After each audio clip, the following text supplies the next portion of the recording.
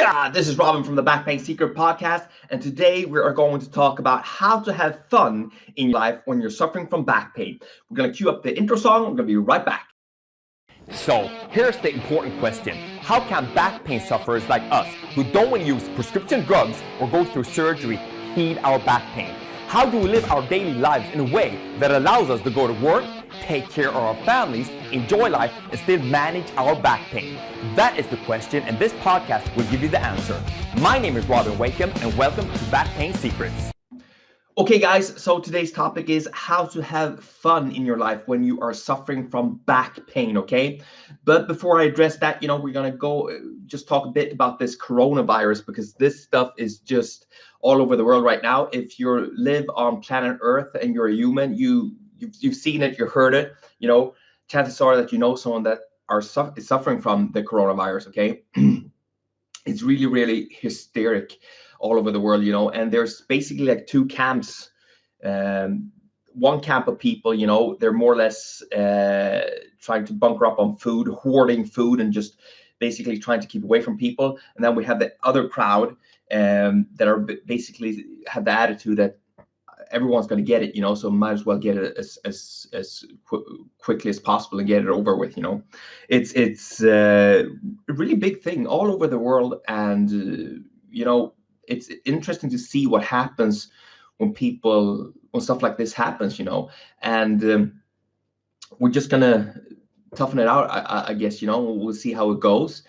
I'm positive, and you can see the stuff that's going on in China right now. I mean, they got the factories going again and stuff, and also on another note, viruses, they come and they go, okay? And chances are that it's gonna go away in a few weeks or maybe a few months or something like that. We're just gonna keep our fingers crossed, see everything works out. Anyway, so today's topic: how to have fun in your life if you're suffering from back pain, guys.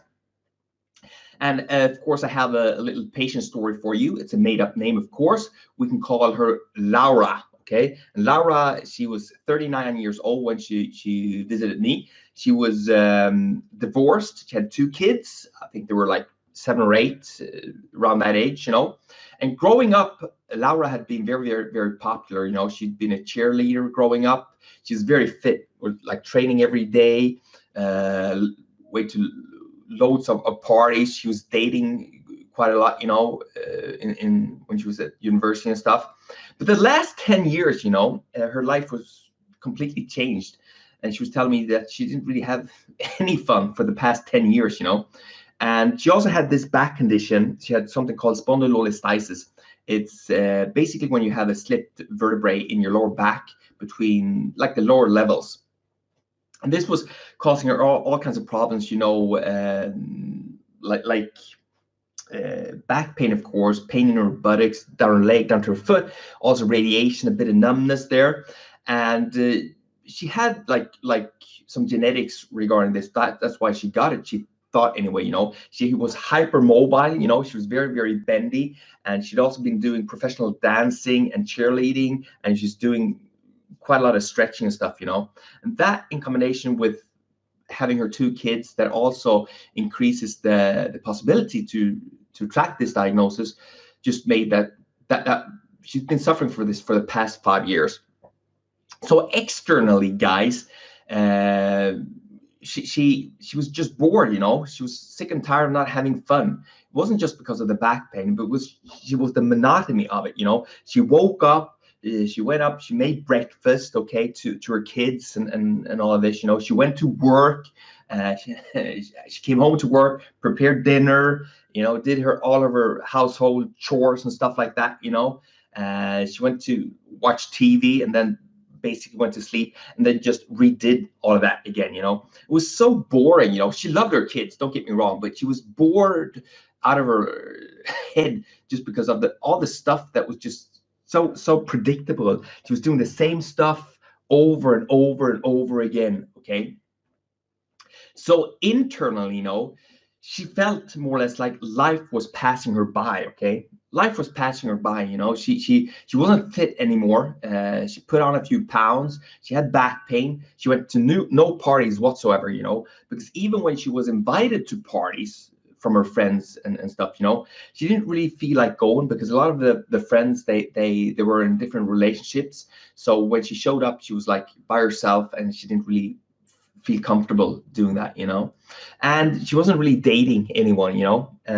She'd been on a few dates with a few guys, and younger guys, like 10 years younger, and they had some laughs and did some stuff, but never really led anywhere. So she was getting sick and tired of that as well. And she was telling, she was hating the responsibility of being a parent.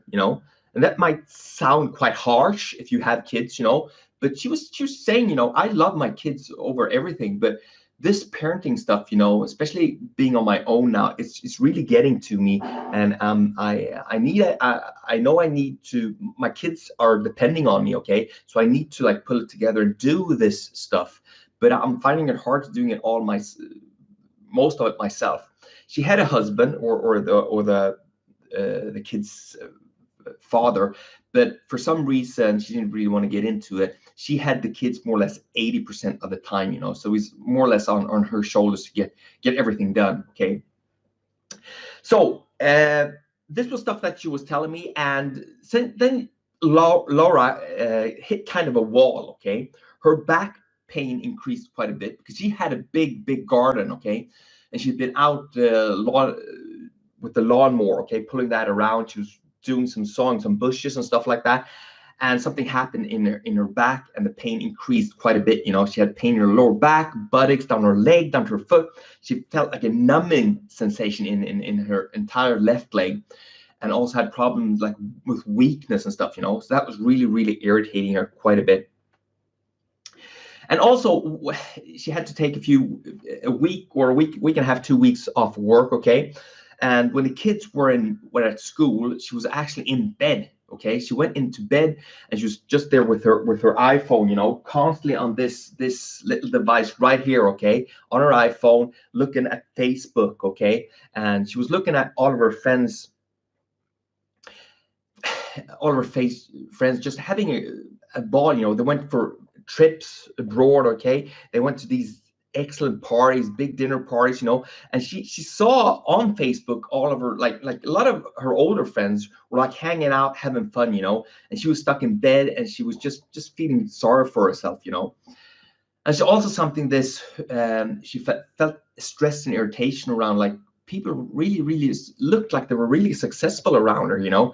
And she was saying, well, I put in the work, I'm doing all my stuff, but I'm not going for these expensive trips abroad. I'm not, don't have these expensive clothes, and I know what's going on. What's going on. She felt more and more negative, more and more sorry for herself, and also that she was really frustrated because she wanted to be fun, she wanted to be happy, but she had problems just achieving that. And this was at the time she came to me, and I had a chat with Laura, like I have. I've worked as a physiotherapist for over 20 years.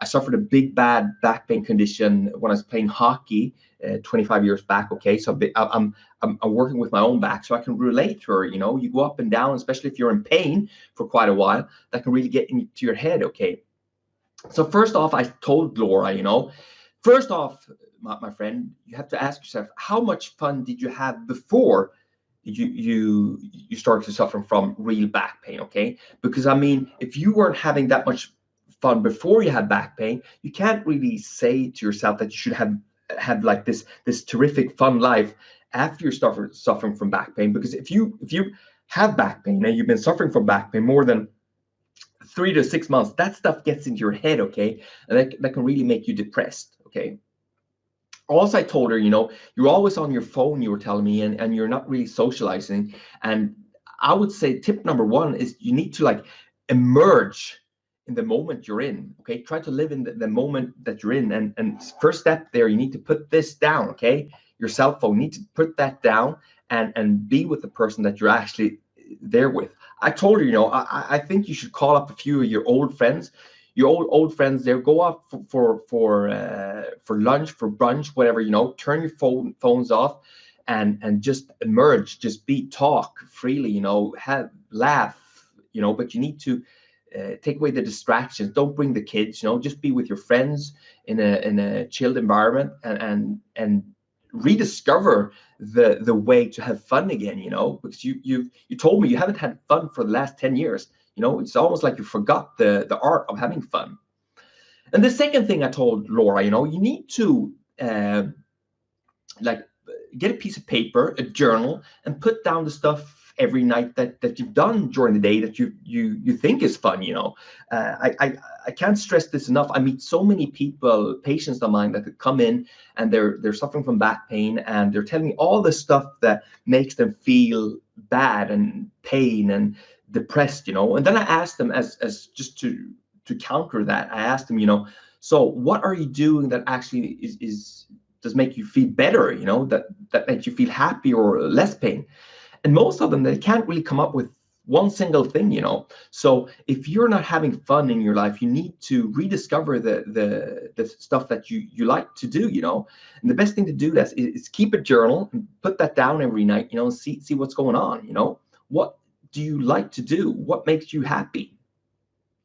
So basically, you do this a fun list. So each and every day you put down stuff over 30 to 60 days, every night, the stuff you do, and then you have this list of all the stuff that you really like to do, you know, your fun list. And you can go to that whenever you feel sorry or you're feeling down. You can look at that to fun list, and you can do some stuff that makes you happy, okay? And the other stuff you should do is to make a list over the stuff that doesn't make you happy, okay? A sad list or a depressed list, or call it whatever you want, you know, but a list of the shit that you do each and every day that you hate doing, okay? You're not into it. You're doing it for all kinds of reasons. You know, people demand that from you. It's old habit. Just fill in the blank, you know, but it's shit that you shouldn't be doing, okay? And put that down on a list, and you need to like try to figure out stuff, how to delegate that stuff, okay? Or even eliminate it, okay? A lot of stuff that you do on a daily basis, you don't really need to do, you know, if you really sit down and think about it, you know. Also, if your job isn't fun, you know, a lot of people, a lot of patients that I meet, they have jobs that they hate. They hate their job. They go there Monday to Friday, 8 to 5. They do their hours. They just go there to collect their paycheck. They go home and they party all weekend, or they like try to distract themselves by just watching way too much TV, drink too much alcohol, or whatever you need to do to sedate yourself, you know. Horrible way to live your life, guys, okay? We just have this one life, as we know, for certain, you know, and just doing that each and every day, it's saddening, you know. So if you have a job that you've been in for quite a while and you hate it and you're not seeing it going anywhere, okay, you need to do two things, okay? First off, you need to try to make the job that you're in more fun, okay? And you have to bring yourself to the fun, okay? You have to show up in a mood and say, well, this is not my favorite thing to do right now, but I'm going to bring the joy. I'm going to be the joy, okay? I'm going to be positive. I'm going to get this shit done, okay? And if you can't generate that amount of energy and stuff, and you just feel like this is the wrong stuff for me, you know, you have to eliminate it, okay? You have to eliminate that job. If you have a boss from hell that's on your ass all the time, trying to make you do more and more stuff with less and less resources, and they're like trying to micromanage you and stuff like that, if that goes on, you know, it doesn't matter how many courses you take in stress management or psychologist you talk to or whatever, get the hell out, okay? Each and every one situation is different, you know, so you need to do what you need to do to take care of your family financially, okay? But the best way just to leave that, you know, there usually people never really change, you know.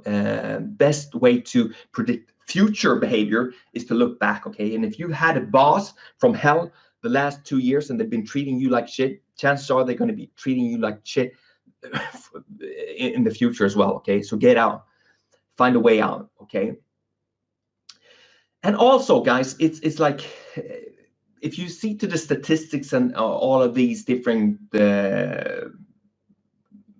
studies that are made around fun, you know, most often it's like a social environment. You're hanging out with your friends, you're hanging out with people that you can interact with, that you can like just lose yourself, and you don't need to have these social barriers up all the time trying to protect yourself. You're basically saying, here I am, this is the way I am, take it or leave it. And when you, especially people that you've grown up with, you make quite a lot of friends, you meet a lot of people during your life, but the people that you grew up with, that saw you when you were like wee high and you're just fooling around, you had a special connection with them. So if you had a good childhood, try to get in contact with a few of those old friends, just to starting to experience the way you should feel, the feeling you have in your body when you have fun, because it's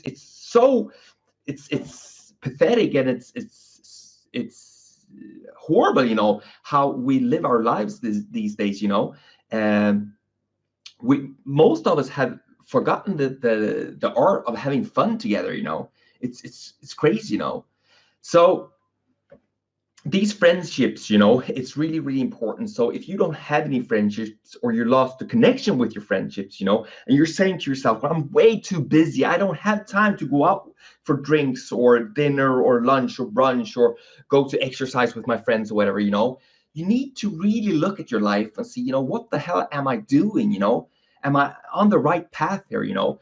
Everyone's busy once in a while, and even if you're getting up in age there, you should definitely once or twice a week be able to have like an hour off to go out and have a few laughs with your friends, even if it's just over a cup of coffee. It's so important, okay? And something else I recommend people to do, in order to have fun around you, you also have to like spice it up and bring yourself to the fun, okay? So each and every morning, with the friends you have, try to like come up with some little prank or something that will make them happy. Nothing horrible, okay? Nothing too nasty or anything. Something that will put a smile on their face, because that also gets this going, that they're gonna start to prank you or do something fun to get a smile on your face, and it just increases all the time, okay? So the conflict, she had was that Laura had been, for the past 10 years, she hadn't had that much fun, or at least that's what she was telling me. So it was quite like hard for her to break through these different routines she'd been building up, But that took her a while. But after a while, she started to get a hang of it, and especially these two different lists. She made her fun list, and she had her not so fun list, okay, the depressed list. And she started to just look at that every night, and in the morning, and started to do more and more of the stuff that made her happy, and less of the stuff that took her down. And that also led to her back pain reduced quite a bit, okay? She started to exercise once or twice a week, She also started to date again, and men in her own age range, okay? So she had more in common with them. A few of them had kids, so she felt more connected to them like that. She called up a few of her old buddies from high school, they went out for drinks, and they start to hang out with more and more. And she also took up like her favorite sport, okay, cheerleading, but not as a cheerleader, but as a trainer for one of her daughters, okay. And that also increased her connection with her kid, and she was fun, and she was in that environment, and they had all the other parents there that were also, a few of them had been cheerleaders, so she actually almost felt like she was in a group again, and she understood then and there how much she missed that connection to other people, okay. Okay, guys, I hope you have something good came out of this. I know I went on kind of a rant here, and I some of the stuff didn't really go together, but what I'm basically saying here is that if you're not having fun in your life, if you're struggling with your back pain, you need to mix it up, okay? You need to first off make sure that the stuff that you like to do and make you happy, and do more of that, okay? And less of the other stuff that's not making you happy. I'll talk to you tomorrow, guys. Take care. Bye-bye. Want more back pain secrets? Then go ahead and get your free copy of my best-selling book, Back Pain Secrets, at backpainsecrets.com. Inside this book, you will find my top secrets to healing your back pain without prescription drugs or surgery that have helped thousands of other people just like you.